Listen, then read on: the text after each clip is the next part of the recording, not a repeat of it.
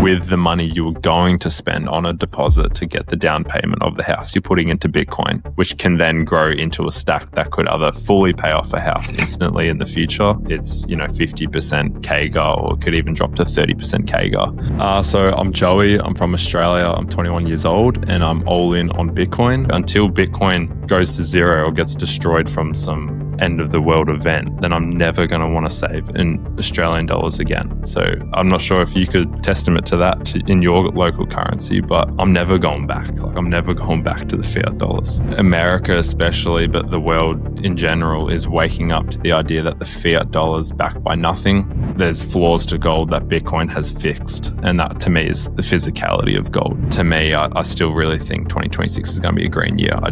I've been wanting to say it more and more on podcasts, just so that if it does happen, I look like a genius, and if it doesn't happen, I'll just disappear into the shadow.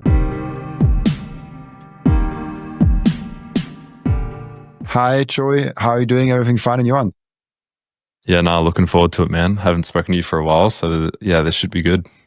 Absolutely, really cool. And before we get started with all the topics and all the interesting things that we will talk today, maybe give the viewers a little bit of a background of who you are and especially why you're excited about Bitcoin.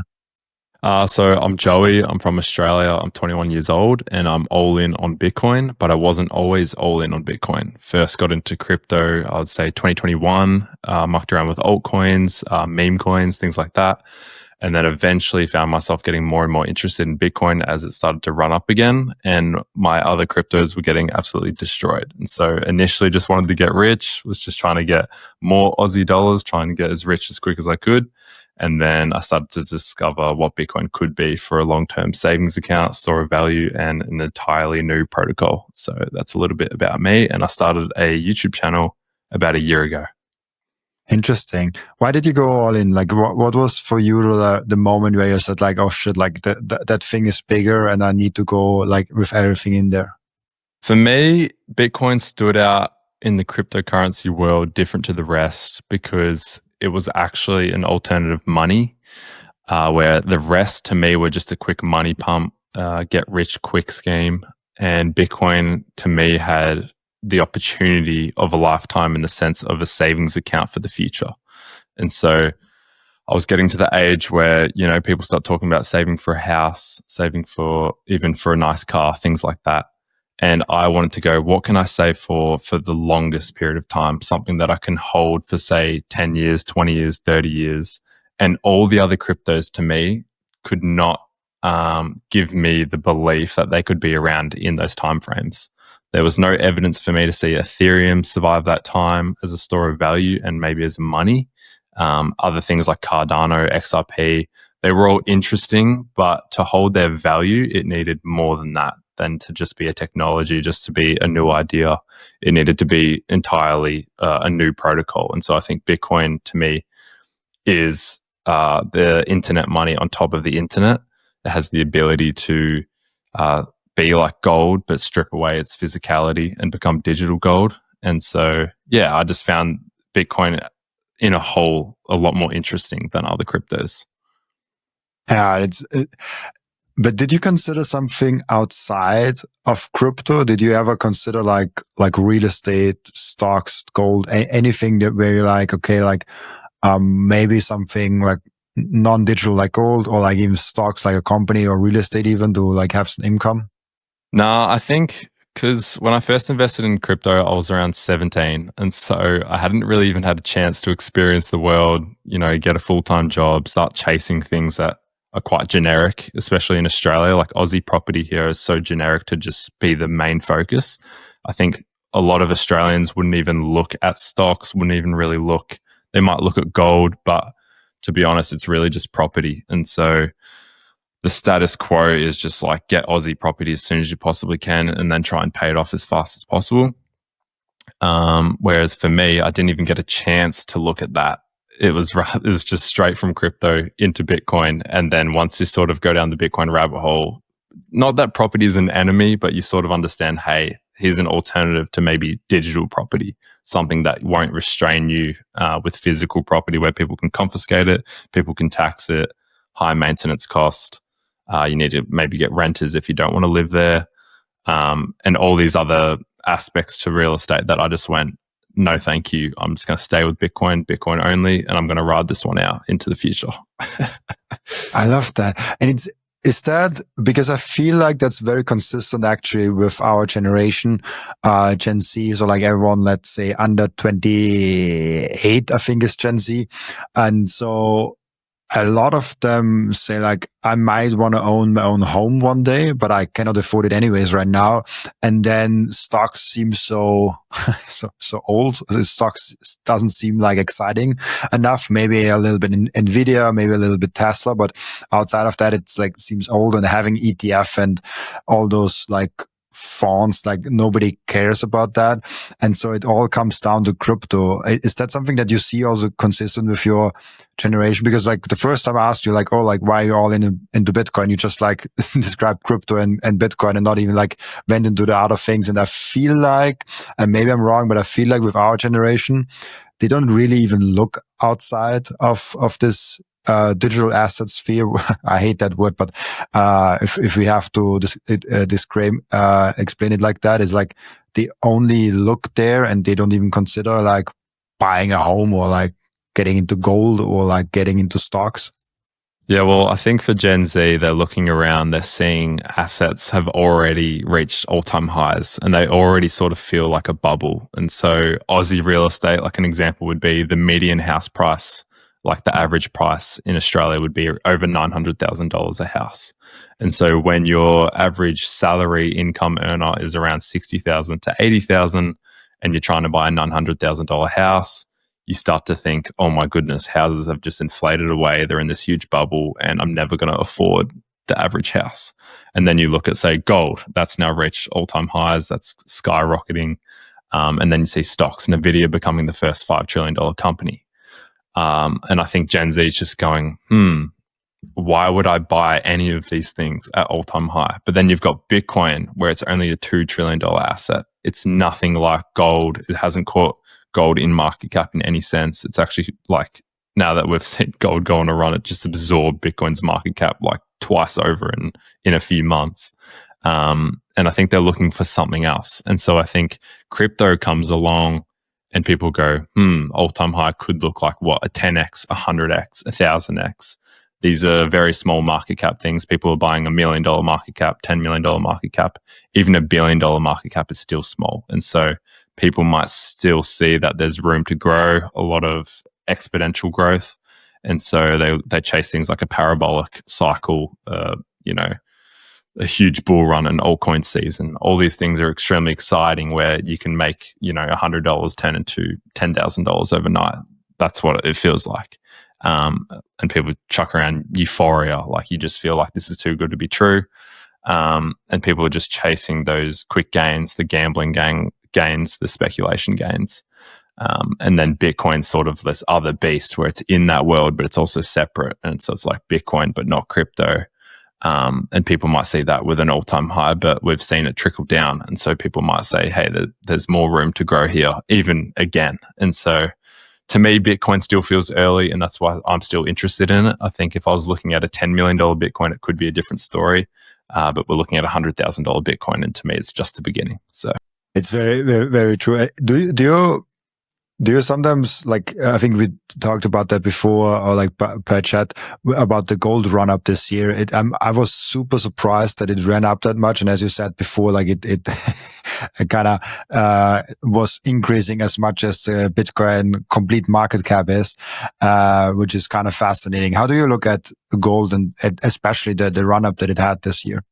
So gold is something I didn't have my eyes on until Bitcoin. And so people compare the two because they're very similar in some sense as a store of value. And so I think America especially, but the world in general, is waking up to the idea that the fiat dollar is backed by nothing. And so, leaving the gold standard in the US 1971, we start to see that these dollars are backed essentially by promises that have fallen short. The faith in the US, the faith in the US military. But when you strip that back, it's really just air. It's backed by just thin air. And so to me, it feels as though the world is waking up to that reality and they're going, I can't buy as much as I could 4 years ago. And so this is fresh. It's not talking about buying a house for $10,000 50 years ago. This is talking about 4 years ago, sort of the COVID period. People are noticing that things have gotten 40 to 50% more expensive. And so people are waking up to this idea that the fiat dollar is backed by nothing. And so that scares people. I think there's a lot of fear in the markets. There's a lot of fear across the world where they're trying to buy something that's physical, which would be gold. And so they're fleeing to gold first before Bitcoin. They like that it's tangible. They like that they can feel it, they can touch it. And they understand the main thing would be that the governments can't just print gold. They have to go mine more gold. They have to find more ways to get gold. And so we saw the viral video on X where there's literally, I'd say, thousands, if not tens of thousands of people lining up to buy gold in Sydney. And that's happening everywhere, where people are just freaking out, understanding that their savings account is at risk, maybe not from freezing or seizing the money, but rather just getting printed away and getting inflated away. So the more they print more money, the dollars you're holding in your savings account are worth less. And so to me, people are waking up to that reality. And for Bitcoin to fall behind in gains this year and to actually be outperformed by gold to a degree that just shows where us people are at, understanding that Bitcoin is still a speculation to a lot of people. And so I don't expect it to necessarily catch gold's market cap anytime soon, because people still want to go to, the shiny gold rock that worked for 5,000 years. Like, why would you want to trust something that's maybe only 16, 17 years old? It just doesn't have that history. And so I understand it. It's just, what's going to be the fastest horse? And we're betting on Bitcoin, whereas they're betting on gold. And so it'll take time, but I think the world will wake up to, hey, there's flaws to gold that Bitcoin has fixed. And that to me is the physicality of gold. You can't transfer it across seas in a matter of seconds. You can't divide it up easily, like things as simple as that. And so, yeah, it's going to take time, but Bitcoin should follow. And I just wanted to mention, so like less than a year ago, around 11 months ago, there was 40 gold ounces to one Bitcoin at around the same price it is today, around 106,000. And so now today with Bitcoin's run, you've only got 26 ounces per Bitcoin. And so we have not even close to all-time highs to gold in gold terms, but we're in close to all-time highs in fiat terms. And so if you just change what you're measuring in, if you're measuring in fiat terms, yeah, we've only fallen 16% from 126,000. But if you're measuring in gold terms, we've fallen something like 35%. And so it's actually crazy when you change your measurement stick of value from fiat to gold. Bitcoin's nowhere near its all-time high. And so to me, we're still going to see quite a bullish December, January, February, and maybe even a whole 2026. And to me, maybe the 4-year cycle could be over, just going off Bitcoin against gold. I don't know if you agree with that idea, though. It is so interesting because, there are a lot of different topics in there. I start with that. I think Bitcoin hasn't done what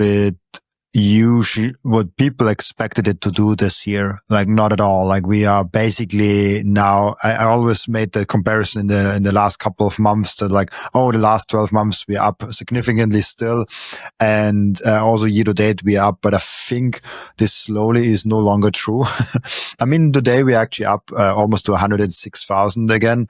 And we were just like yesterday, 100,000 or something like that. So like the past year we're up still 34,000, and year to date we're up still 34%. And year to date we are 13% up.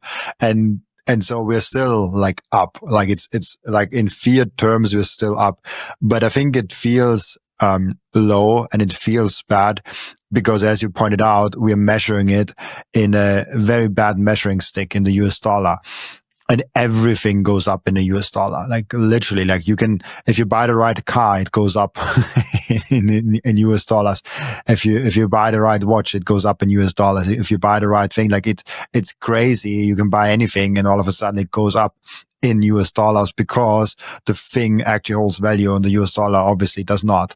And so I don't know how you look at the general kind of sentiment that we currently have. It seems almost like we are now in a bear market in Bitcoin. And so if that's true, maybe 2025 is almost already a confirmation that the 4-year cycle is dead. I mean, now we are still up. So if we ending up at this price at the end of the year, we are still probably in a positive year. And so let's see where we really end up, what we are doing with this year. I think this year will not be will be probably still a confirmation of the 4-year cycle, but I have a weird feeling that 2026 will be a huge positive year in Bitcoin. But it's just a feeling. It's not like I don't have data to support that. Obviously, like nobody has data to support such a claim. But how do you look at the low Bitcoin sentiment and this 4-year cycle that kind of seems to be at the end of what we are doing right now? Yeah, it's an interesting debate right now whether the 4-year cycle is actually over or still in play, because it was sort of around, I'd say, October, November, when it's meant to be like the decision. The 4-year cycle, is it over? Are we going to see green after this when it should be red? Are we going to see red when we're expecting red? And we've sort of seen the red that the 4-year cycle would indicate. But I would say the 2021 end of the bull run, where it sort of got cut short with the FTX collapse. To me, that bull run could have been bigger. The extent could have been bigger because Bitcoin was really on a momentum run where people were waking up to this idea of the fiat dollar just being printed, and they wanted to find the money that couldn't be printed, which was Bitcoin. And now we've got this cycle where it's more people are waking up to that, but then you've also got the big players that are joining the game.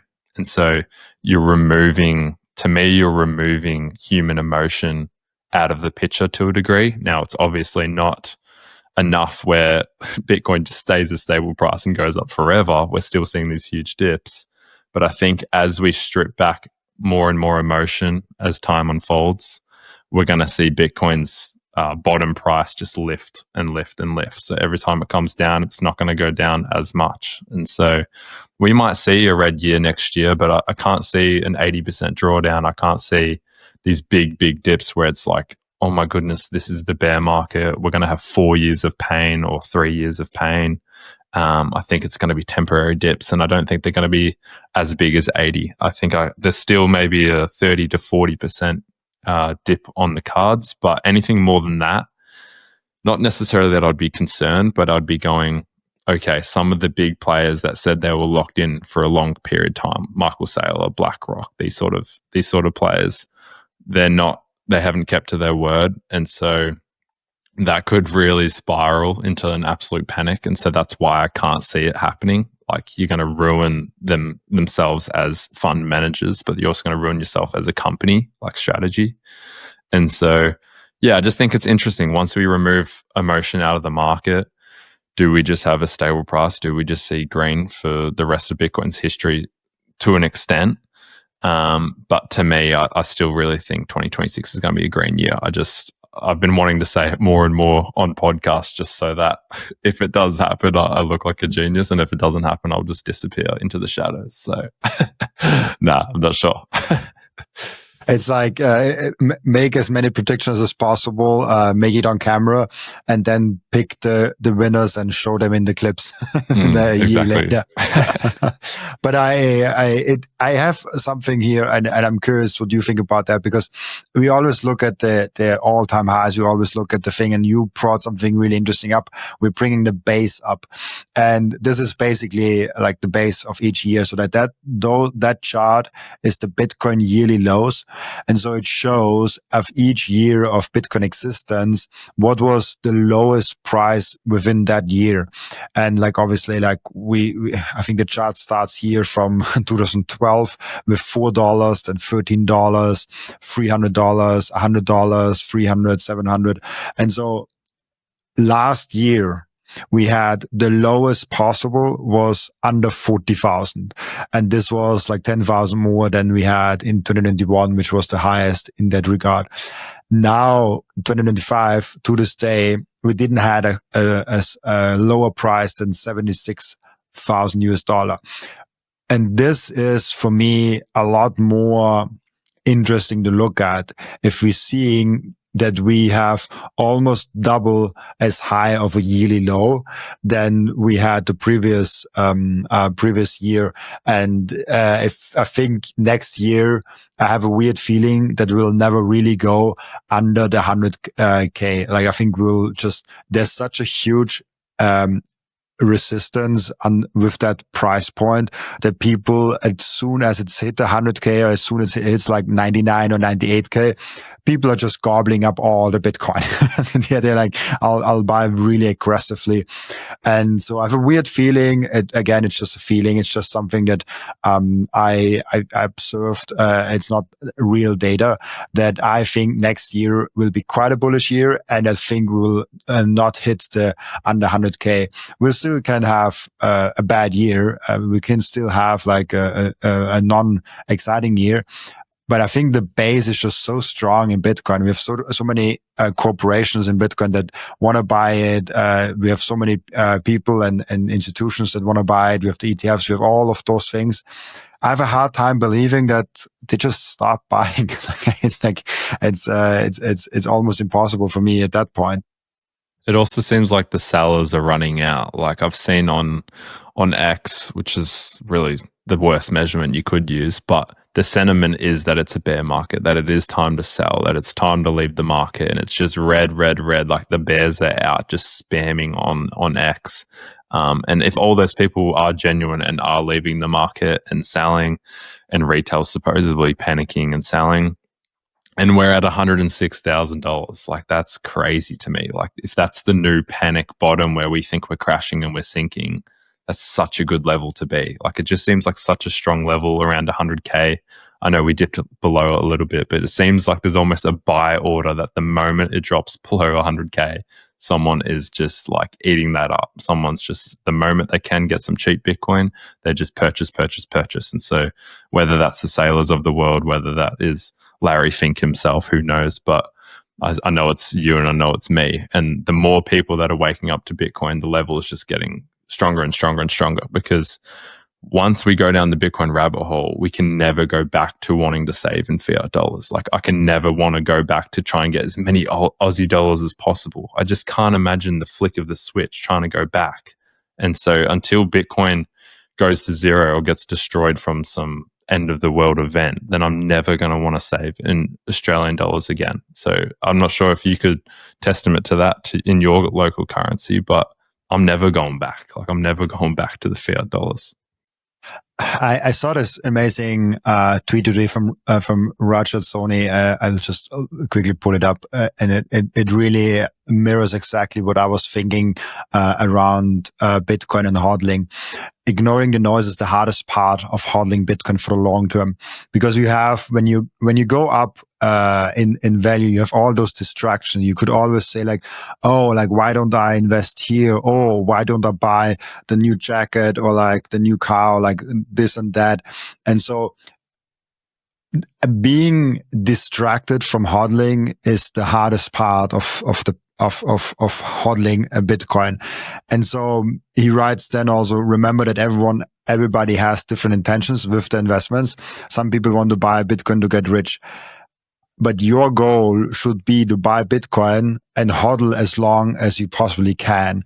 And this is for me the thing that matters most. If you want to have the best thing out of Bitcoin, you have to go for as many cycles as you possibly can. And there are people that haven't even gone through one cycle that complain about the Bitcoin price. And I'm like, you have to go for at least 2 cycles, like 8 years, to actually say like, okay, I hodled Bitcoin for long enough. If you haven't done at least 2 cycles, like, don't think about like retiring or like doing fancy stuff with your Bitcoin or like doing anything of that sort, because you haven't gone through a lot. And no matter how many Bitcoin you have, even if you have 50 Bitcoin, because at that point, your income is obviously a lot higher. Your net worth is obviously a lot higher. So your potential should also be a lot higher.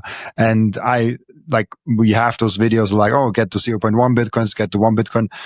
It doesn't matter. Like you you should just do as many Bitcoin as you possibly can, and hodl for as long as you possibly can, and this should be the goal, because then you can maximize your own individual potential that you have, because like every single person is different, and you shouldn't get a stacking goal from someone else, because like someone else lives a different life as you live. And so I think hodling is just harder for most people than we might imagine. Yeah, I subscribe to the theory that whatever Bitcoin you can get in the next, say, 5 years is probably the Bitcoin you're going to have forever. Like, it's going to be really hard to get any more than that after that 5-year period, because it's just going to be so much more expensive. And so I think the next 5 years is just extremely important, especially for Gen Z. I'd say we are the low income earners in this sort of world at the moment in society. And so if you can just get a chunk and treat that like your honeypot that you're trying to keep for the next 5-10 years, that's going to be so important in that time when Bitcoin's reaching these huge milestones, and everyone's trying to get rid of their printed dollars into something that's hard money, that's sound money, that's a good store of value, and you've already got some, and they can't print any more Bitcoin, and so you've got a piece of the future. And so, yeah, I think that's extremely important for people just to hustle for the next 5-10 years, because time will run out to the point where you will just be trading your time and energy straight for Bitcoin rather than for Aussie dollars, then Bitcoin. It will get to the point where every man and his dog will want some, will be trying to get some. And when people understand the scarcity that we're dealing with, that even with more demand can't come with more supply for the first time in an asset's history, yeah, I think everyone's just going to be, blowing their minds, wondering what's going to happen next. And so, yeah. Will be fun. Will be a fun ride. I want to show you one more thing, because you mentioned the measuring in gold, and I researched that for a presentation I gave, and this was really fascinating. And I'm curious what you think about that. I wasn't even aware of that, but like it makes sense in hindsight. If you measure real estate in gold, and so this is the Schiller Case Home Price Index, like no matter and to gold ratio. So you have the index-based US home price, and you have the gold price, and you can make a ratio between that real estate and that gold. Basically, just like measuring real estate properties in gold. And so this is the past, when did it start? I think 2000. So the last 25 years of data. I thought it's an interesting time frame to look at 25 years. And so you have here the ratio at like 700, 600, 700, 600 at that kind of range. And now 25 years later, we are at like 150, 170, 180. So obviously it's up and down, because real estate and gold are both volatile assets. And so of course the thing will be volatile, but it's actually not that volatile. So it goes down drastically. It basically, the real estate price priced in gold has been cut in 3 pieces basically within the last 25 years, which is kind of fascinating, because we always think like, let's just buy real estate and hold it on for long term, because this is the best investment you can make. No, it's not. Like obviously it's one of the worst investments you can make. Stocks outperform the S&P 500 outperforms real estate. The gold price outperforms real estate. And now something I think we all are well aware of, the same thing with Bitcoin. I like to cut out the first kind of 5 years, because like it's kind of unfair to look at the first like 5 years in the development against real estate. But if it just started like 2017, for example, I mean, 2017, it was a Bitcoin price of 302 Bitcoin for one US median house basically. And now we are down at 4 Bitcoin, and we were already down at 3 Bitcoin. So it's just like I I always say to people that tell me, oh, like, why don't you invest in real estate? I'm like, because it's crashing down since 25 years. Like, why would I invest in that shit? I want to tell you about something very special to me. It's called Microseed. If you hold your Bitcoin in self-custody, and you should, you know how critical it is to secure your seed phrase. You should not have them on paper. You should not have them on anything else than titanium. With Microseed, you can engrave your 12 or 24 word seed phrase, the entire seed phrase, onto a 1-inch small washer. Yes, just one washer. All 24 words on that one washer. You can hide that thing everywhere. And even better, you don't need to buy a new kit every time you have to get a new wallet. You can make unlimited backups because Microseed is not selling the washer. Microseed is selling the device that stamps the washer. So you get the full kit with the device, with the washers, with the hammer, with everything you need to get started today. And you can make with that unlimited amount of backups. Go now to microseed.io. Again, that's microseed.io to get your last backup tool you ever need. The most important thing for your Bitcoin journey is not buying Bitcoin, but it's how to keep them. And yes, you have maybe the right tools, but how do you actually go ahead and stick it all together so it's the most secure for you personally? Self-custody is a deeply personalized journey, and the Bitcoin way is helping you exactly finding that correct setup for you personally. They're also helping you with securing your own cybersecurity. And if you want to go one step above all that, you can even get a consultation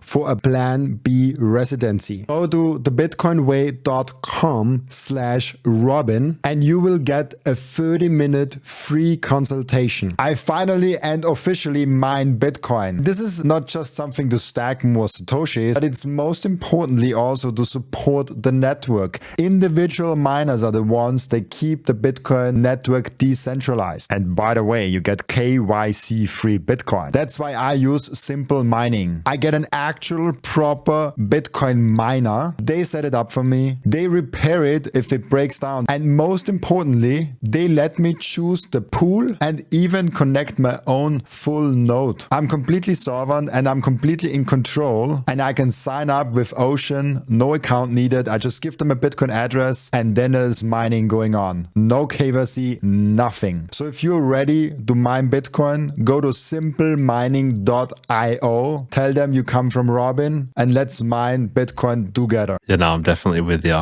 And I think gold has really been the ultimate measurement before Bitcoin, in the sense that since 1971, we've seen it basically do 115x from $35 to $4,000.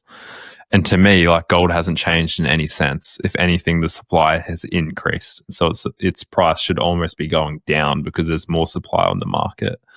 But rather, we've seen it do this ridiculous X. And all it is just more and more dollars trying to chase this, basically the same amount of gold, if not more gold. And so, yeah, and now we've got Bitcoin come in and it's going to replace the gold measurement and be the superior measurement going against gold, trying to show you how gold's not even doing good. Rather, Bitcoin's going to be the new measurement against everything. And so, yeah, I'm excited to see that continue to expose things like real estate. It's really interesting. Have you, because like I'm also Gen Z, and for me, buying a home is not on my plan right now. I have this weird plan that, like, if a small portion of my stack one day can buy me my dream home, I probably pull the trigger. How do you look at buying a home? Is it something that you have in plan? Is it something that you emotionally want, or something that you like really want in the future? Or is it something that you're like, I just rent and buy as many Bitcoin as possible? Yeah, growing up, I remember thinking, just get a house as soon as possible. Like, that's sort of just what you assume you'll do. Like, once you get married, have kids, you'll want to have one property and then just pay off that property over a short period of time if you can. But you're looking more at 30 to 40-year mortgages these days. And so for me, Bitcoin's really changed my mind on renting. Just thinking, hey, if you can just pay minimum what you can each week to someone else to live in that space, because all you need is, you know, a roof over your head, and that's a utility of the house. And even if you feel like you're not contributing to something, with the money you were going to spend on a deposit to get the down payment of the house, you're putting into Bitcoin, which can then grow into a stack that could either fully pay off a house instantly in the future with its, you know, 50% CAGR, or it could even drop to 30% CAGR. And that's enough for that. If you, you know, spread that out for a long enough time, you could have a fully paid off house, even with houses going up in value. And so Bitcoin's going to be the fastest horse in that sense.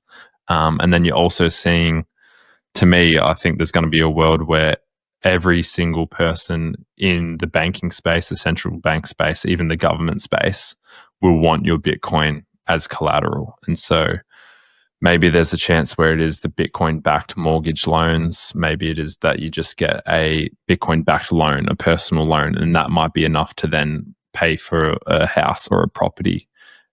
Because I think the rate will be getting lower and lower and lower, because it is superior collateral to anything else, because it's instant liquid and it's also performing the best. And so there's, to me, if over the long run, there'll be less volatility risk compared to other things, even though now it's considered volatile and speculative. And so I just think right now it's an awesome time to just sit and wait, treat it like a store of value. And I think the products and services will come to you in the future. Would you do something like that, like borrow against your Bitcoin? Is this something that you're like considering if the rates are good enough? I think it is. I've thought about this a lot. I think a lot of Bitcoiners struggle with parting with some of your Bitcoin, but I do subscribe to the theory that you should have at least 90% in self-custody, and then it's the 10% that maybe you can borrow against. But I think that's another thing you should just give time. To me, I would recommend maybe Strike is the number one leader for trustworthiness, and that's based off just Jack Muller's character, his two businesses he's the CEO of, and a whole list of things that I would lean towards Strike. I haven't done it myself, but I'm still in the waiting camp where I'm waiting for the interest to come down. I'm waiting for it to maybe play out over a 5-year period. I don't want to risk another FTX trust issue where every man and his dog thought that was the most trustworthy platform. Turns out it was the most dodgy. And so even companies like Strike, who knows what liquidity problems they could have in the future. And so I would still advise against it currently in 2025, 2026. But it's definitely something you should consider with a small percentage of your stack to try and live off, while we can sort of make the arbitrage between fiat and Bitcoin. But yeah.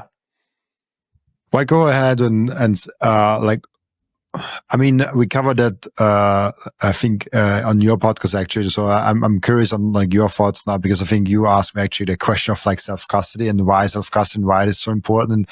And you now say like most of your Bitcoin should be in self-custody, which I 100% agree with. But I see more and more young people like, they don't care that much about self-custody, weirdly enough. Like, not in the Bitcoin space, like you, Nikki, like all the young people, we're not that many actually, young people in Bitcoin that I see all care about self-custody. But if I look outside of Bitcoin, people that are just in my sphere and they say like, hey, like, why do I need self-custody if my bank account, like, never mistrusted me, like they never disappointed me? Is there something that like, is it just education, or was there something that triggered you of like, I really have to have self-custody? To me, it's just not worth risking the best asset in the world, but not just that it's the best asset in the world, it's the scarcest. Like, imagine losing that and then trying to get it back, but by then it's already done a 10x, 20x, 30x. And you're left there with nothing, and you're just scrambling for the scraps, and you know what it is, but you've just lost everything that you cared about in Bitcoin. And so that would go, to me, would just be like, not even long ago the FTX collapse happened. Not even long ago the biggest exchange in the world actually came crashing down, and it turned out they didn't have the money they said they did. They didn't have the one-to-one backed crypto. And so that's not long ago. Why would you want to risk that again? That just proves the whole too big to fail mentality is incorrect. And it's the same with the central banks in 2008. They all should have collapsed. They all should have been found out that they were doing some dodgy things. But in that scenario, they managed to get bailout. Whereas I'd say for exchanges, you won't have the protection from the Federal Reserve. You won't have the protection from the central banks. And also, you shouldn't rely on that in general. And so you should never be relying on someone else to try and save you. It should just be, no one else is coming. You need to sort this yourself. And so, although it is scary, although the self-responsibility is something we're not used to because we've been, sort of tamed and domesticated in the sense when it comes to banks and our money, this is something you really want to take into self-custody, into self-responsibility, because at the end of the day, it needs to land on you. You can't have someone else look after it in the long term because there's too many risks involved with a third party. Reducing those risks is by putting onto yourself. And so, yeah, I'm a huge advocate for it. But yeah, I'm not sure if there's anything else you'd want me to expand on that. But I'm just a huge advocate for self-custody. I feel like there is a general lack of self-responsibility, especially in our generation. But it's like just like people don't want that anymore. Like people like to be able to how is it? What is it? Not claim, blame blame someone else for their lack of self-responsibility. They like that there is someone that, if I have Bitcoin in my ETF, I can say BlackRock did it. If I have Bitcoin on an exchange, I can say, FTX, the bad people from FTX, Sam Altman-Friedman, they took it. No, you took it yourself. You didn't take care of your Bitcoin. You outsourced it, and you did it so bad that you chose the worst possible player in the field to even do that. And so it's your fault, and you have to take responsibility. And I get so sick of it that people don't take self-responsibility, don't take responsibility in general for their action. And then people saying, Bitcoin will never be successful because people don't take self-custody. And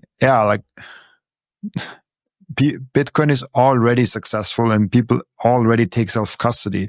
And yes, there will always be a majority of people that will not take self-custody. They will always go the easy route. I think self-custody will never be over 50% thing. So less than 50% of the Bitcoiners currently holding Bitcoin don't hold it in self-custody.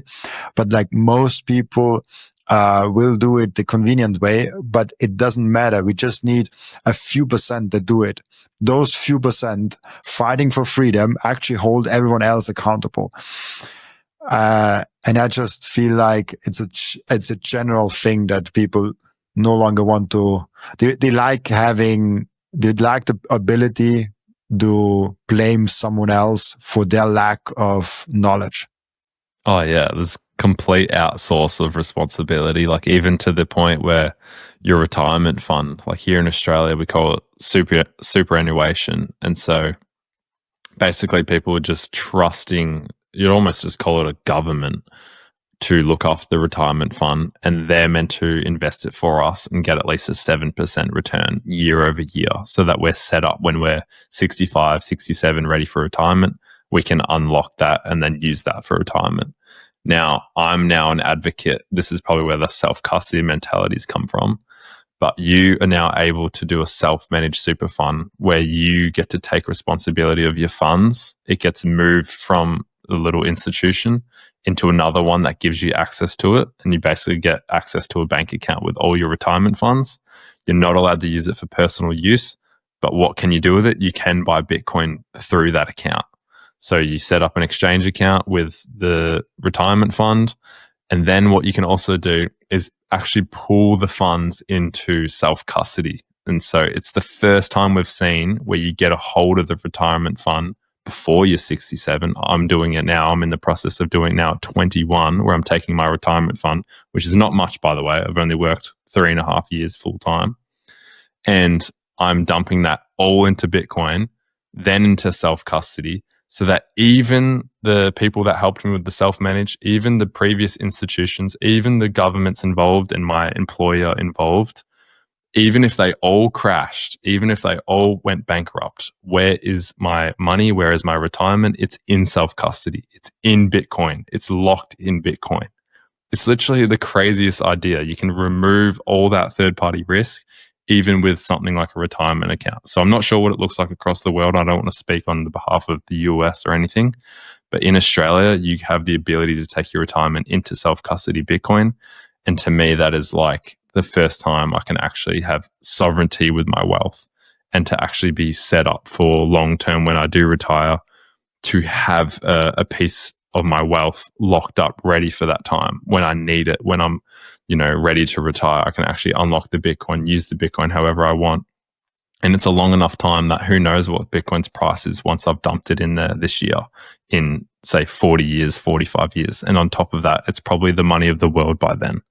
And so, yeah, no, I love self-custody and I think it's so cool. It's the first time we can actually hold something one-to-one that's actually ours. Real estate has that. People can just come get it. It's just sitting there. You can't just take it and run. Gold has the same sort of thing. You can't take that across the airport. You can't transfer it in a second. The stocks, you don't have a one-for-one Apple stock just locked into a little box. You're just trusting that someone else holds it. And then as its price goes up, if you sell it, they sell it on the behalf of you. There's taxes involved. Bitcoin's just a crazy idea, and self-custody really enables people to take wealth into their own hands and to look after it in their own hands. So, huge advocate once again. I love that. I hate that Austria doesn't allow for that. I think there's a version of that in America. I heard that where you can do it yourself. I think even, was it Unchained that they are offering a service like that? I'm not sure, but like I think it's possible in America somehow, even though I have no clue how, like no clue what exactly. But I know for a fact that it's not possible in Austria. Unfortunately, you just have to pay the one of the free providers that you can choose from, and they all don't do Bitcoin, and it's like, F you, like it's my money. Why do I have to give it to you? If you collect it as tax, like at least call it a tax. If you say like, oh, it's a retirement, it's like, no, it's not.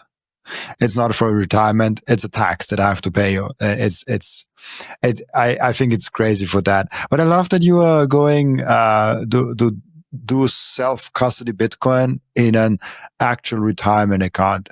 That's so cool. Like that is literally like, this is how it's supposed to be, because now you're completely independent from all the retirement institutions.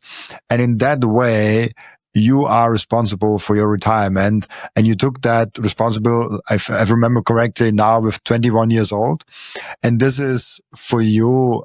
You can probably retire a lot sooner than 40 years. I have a weird feeling about that. But that's so.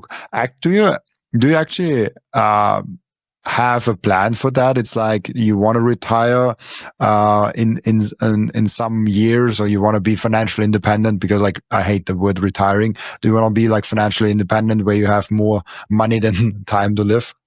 Man, I've never even thought about retiring in the sense of just hanging up the boots and then sitting at home for the rest of my days. But I do have like a goal where, I have my wife wants to be home when we have kids. Like, it's as simple as that. To me, that's kind of the goal with Bitcoin. It's unlocking a savings account that allows me and my family to actually strip back the time we're working. Like, I don't want to have both partners in the relationship working forever and having to send our kids, they can't even be looked after by their own mum, but we've got to outsource that to someone else because we both have to work. And so that's kind of my goal, in the sense of like, maybe it's not retirement, but it's almost like financial freedom, where I have the ability to provide for, one day a big family, and not have to feel as though I have to work on the Saturday, I have to work on the Sunday, I have to get my wife working the whole time, I have to do all those things that it seems like the society is now having to do. Like, it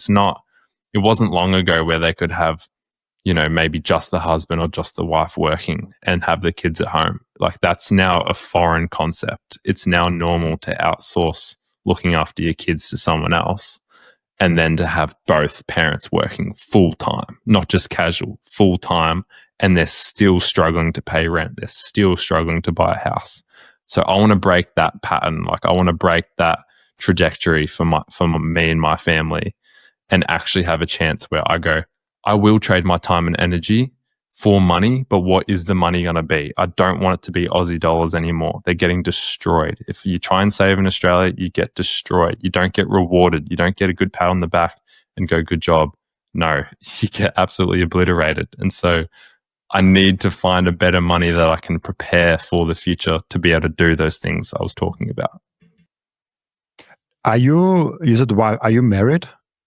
Yeah, I'm married. It's pretty crazy, but it's crazy. Like, maybe I forgot it, but maybe you told me. I don't know. But that's crazy. Like, you are married with 21 years old. That's freaking amazing. I love that.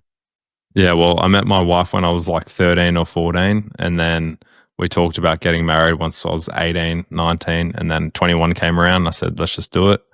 Did an awesome wedding. And then the cool thing, after we spent so much money on the wedding, I had a honeypot of Bitcoin still after the wedding, which we've been able to sort of build our life around and move out of home, rent, and do some pretty cool things. So now we just stack as much Bitcoin together. So we work as a team while we both work with our kids, and we put as much as we can every pay slip into Bitcoin. And that seems to be working pretty well. We're just trying to build our honeypot bigger and bigger, preparing for the next 5-10 years. And I think that gives us a better chance than someone that just buys a property straight after school and has 30-40 years of debt and they can't seem to get ahead. So that's sort of our mentality around what we're doing. Wait, did you say that you have kids also? No, I don't have kids. That's sort of the long-term plan. I have an interesting, Joe Nakamoto, Joe Hall, he was recently in Lugano and he announced me on stage, and we talked about orange pilling teenagers, and he basically said like, oh, Robin, I know that you are not a teenager anymore because you already have kids yourself. And I was like, I don't have kids. Like Joe Nakamoto won't have kids. Someone is spreading fake news there. Yeah, I've been telling everyone you have 6 kids, so sorry about that. But back to the marriage, because I think it's you're such a Bitcoiner, because that's like the most Bitcoiner, like the marriage and then like self custody. That's freaking awesome. With 21 years old, man, like that is. So you married this year, your wife? Yeah, 2025, January. So it was at the start of the year. So we've nearly been married a year, and so far so good. Well, congratulations! That's I really deeply admire that. Like, I didn't have my life together with 21 years old, like nearly as much as clearly you have, as like having the marriage and all of that. That's freaking awesome. And you also have your own podcast.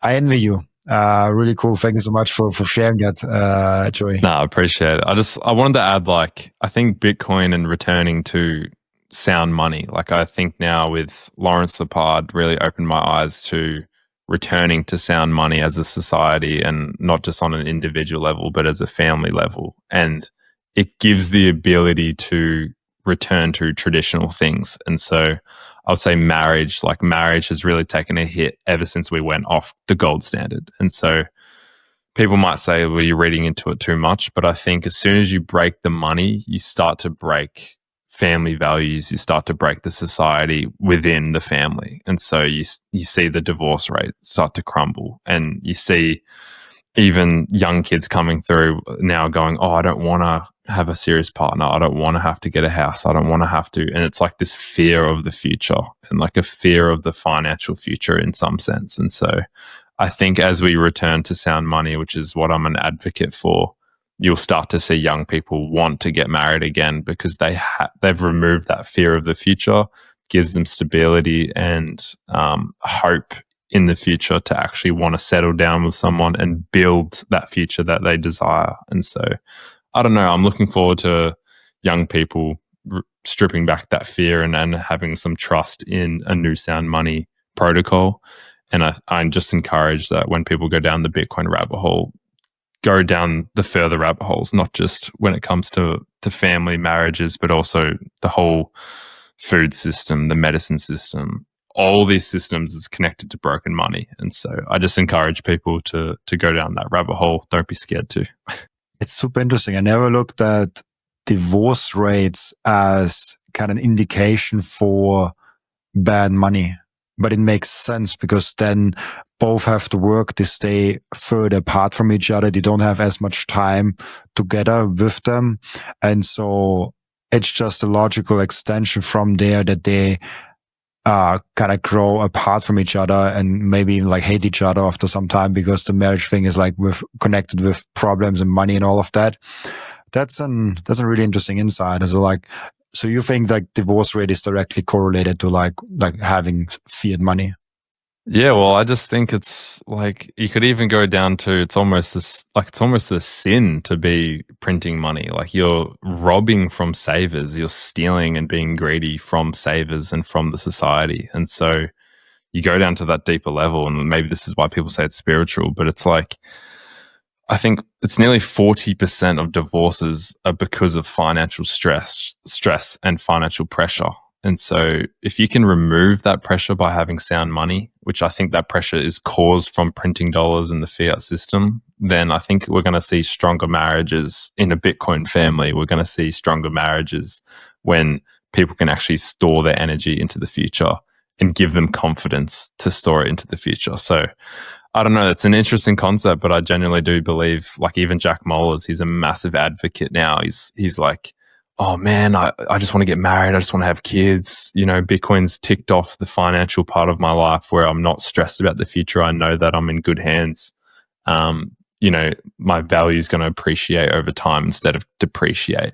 And instead of people going, oh, I can only have one kid because of financial reasons, it's like, who knows? Maybe we suddenly have the birth rate to actually increase because right now it's on a decline. And so who knows what the future is, but I'm very pro, you know, populate the earth. You know, it's pretty popular now to say depopulate the earth. There's too many of us. It's like, that's very pessimistic. I think we need to be optimistic about the future. And I think Bitcoin and sound money can return us to, no, let's look forward to the future. Let's look forward to what we can build together as a society, as a family, as an individual. And so, yeah, I don't know. I'm pretty excited about that. But yeah, maybe that's more concept we can talk about next time. Yeah, the birth rates are crazy. I really think it could lead to a problem where we have less and less kids per human being, and you need like kind of 2 kids per human being to like be sustainable even on the long run. And so actually it would be better if we have 2.5 or something like that to be sustainable, because if we stop producing humans, we will be extinct at some point. So it's just a matter of time if we get less and less people. And so, yeah, the US birth rates are not looking good. I actually have a chart here. Even like I found one right here. Maybe we can quickly look at that if you still have time. I know it's super late for you. I think I think we should point that out because you are now at midnight in Australia. So I really appreciate you coming so late on the. We're going to do an all-nighter, everyone. So we should have done a live stream. Well, that'd be so much fun. We'll do that one time for sure. But this is the trend in the US birth rates. It's only till 2020, but I presumed the trend just came on. So that's births per 1,000 women aged 15 to 44.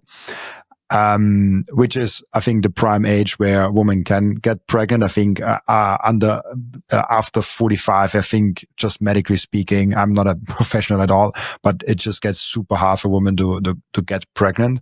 And so probably that's why they capped it with 44.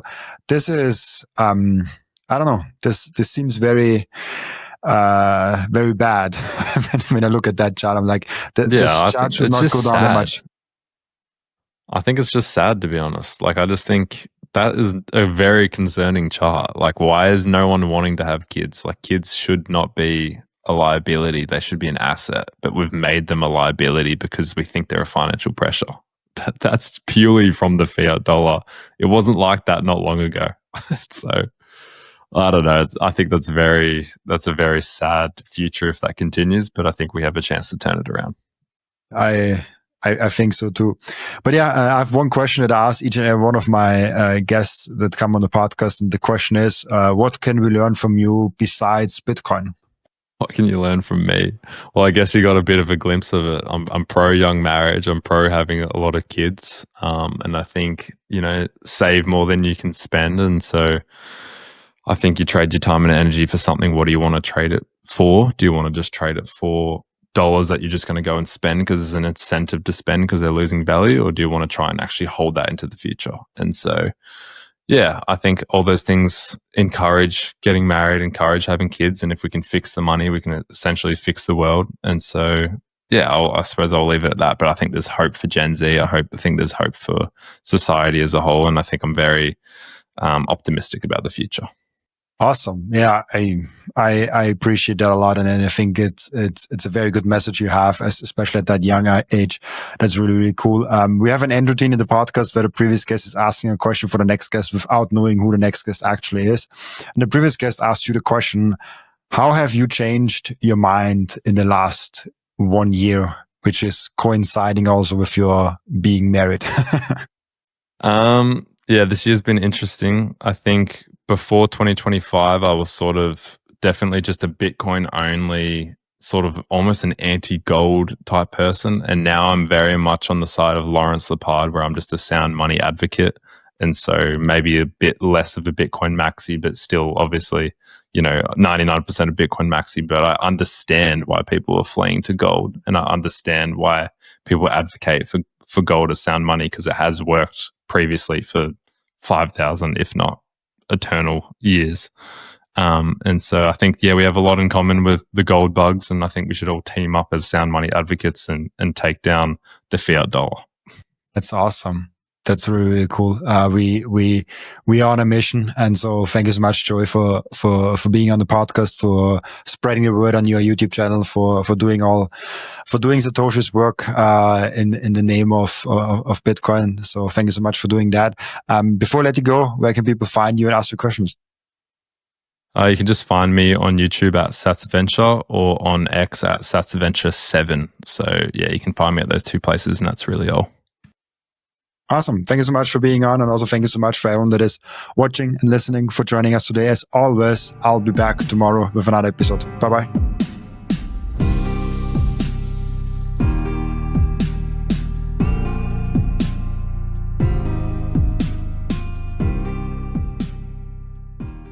This content is for educational and entertainment purposes only and does not constitute financial advice.